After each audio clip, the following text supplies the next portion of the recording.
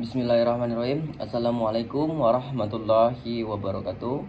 Izin memperkenalkan diri, nama saya Muhammad Nur Kadapi, NPM 2121020361, Prodi Hukum Tata Negara, kelas HTNI semester 7. Baik, saya di sini akan menjelaskan pengertian pernikahan, mata kuliah fikih munakahat yang berjudul pernikahan.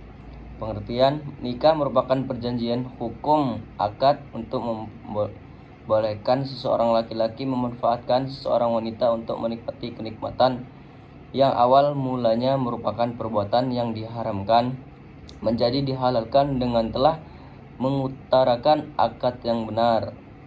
Menurut Muhammad Abu Isra, nikah adalah akad yang memberikan faedah hukum kebolehan untuk mengadakan hubung suami istri antara seorang pria dengan seorang wanita yang mengadakan tolong-menolong dan memberikan hak-hak kewajiban antara mereka. Ada kompilasi hukum Islam. Perkawinan menurut hukum Islam adalah pernikahan, yaitu akad yang sangat kuat atau mitsakan ghalizan untuk menaati perintah Allah dan melaksanakannya ibadahnya. Undang-Undang Nomor 1 Tahun 1974 Pasal 1, perkawinan merupakan ikatan lahir dan batin antara seseorang wanita dan seorang pria sebagai suami istri dengan tujuan membentuk keluarga atau rumah tangga yang bahagia dan kekal berdasarkan ketuhanan yang Maha Esa. Dasar hukumnya firman Allah Subhanahu wa taala, Quran surat Ad-Dariyat ayat 49, dan segala sesuatu kami ciptakan berpasang-pasangan supaya kamu mengingat kebesaran Allah Subhanahu wa taala. Rasulullah SAW bersabda. Dari Ibnu Mas'ud berkata, Rasulullah bersabda SAW, hai para pemuda, siapa di antara kamu yang mampu atau menanggung beban nikah, maka kawinlah, karena sesungguhnya kawin itu lebih dapat menundukkan pandangan dan lebih dapat menjaga kemaluan. Dan siapa yang tidak mampu, maka hendaklah ia berpuasa, karena sesungguhnya berpuasa itu baginya atau menjadinya pengekang syahwat. Rukun dan syarat nikah. Rukun nikah ada 5. Yang pertama, mempelai laki-laki. Yang kedua, mempelai perempuan. Yang ketiga, wali. Yang keempat, 2 orang saksi laki-laki. Yang kelima, ijab dan kabul. Syarat nikah ada 4. Yang pertama, syarat mempelai laki-laki. Yang pertama, tidak ada hubungan mahram dari calon istri. Yang kedua, kemauan sendiri atau merdeka. Yang ketiga, jelas identitasnya. Yang keempat, tidak sedang menjalankan ihram.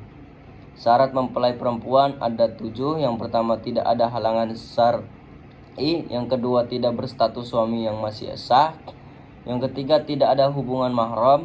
Yang keempat, tidak dalam keadaan iddah. Yang kelima, kemauan sendiri atau merdeka.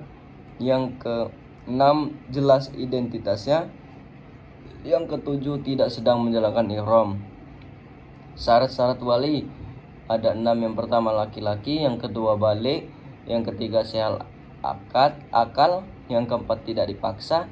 Yang kelima, adil. Yang keenam, tidak sedang ibadah ihram. Syarat-syarat saksi. Yang pertama, laki-laki. Yang kedua, balik, sehat akalnya. Yang keempat, adil. Yang kelima, mendengar dan melihat. Yang keenam, tidak dipaksa. Yang ketujuh, tidak sedang ibadah ihram. Yang ke-8, paham bahasa yang digunakan untuk ijab dan kabul.